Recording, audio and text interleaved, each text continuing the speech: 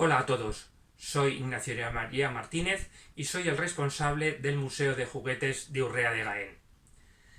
Ha sido para mí una gran satisfacción participar en este número de Aragón Turístico y Monumental, una revista de una gran trayectoria histórica y una cuidada edición.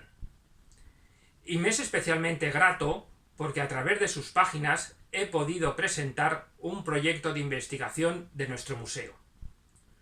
Consiste este proyecto en el estudio histórico de la producción de juguetes en Aragón.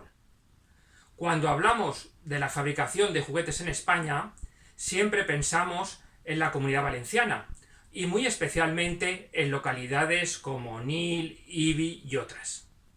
También en Aragón se fabricaron juguetes, en menor medida, claro está, pero no por ello se deben de olvidar estas empresas aragonesas que llenaron de ilusión tantos sueños infantiles. De los recortables, de los juguetes de cartón piedra, o también de los innovadores juguetes de plástico, representados por los pioneros Cefa y Nacoral, cuya producción es un ejemplo de calidad y competitividad.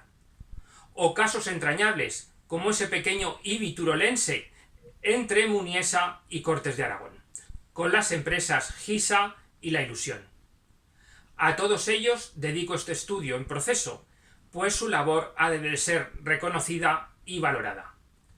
Y nada más, desearos un saludable 2021 y aprovechar la ocasión para invitaros a nuestro Museo de Juguetes de Urrea de Jaén. Hasta pronto.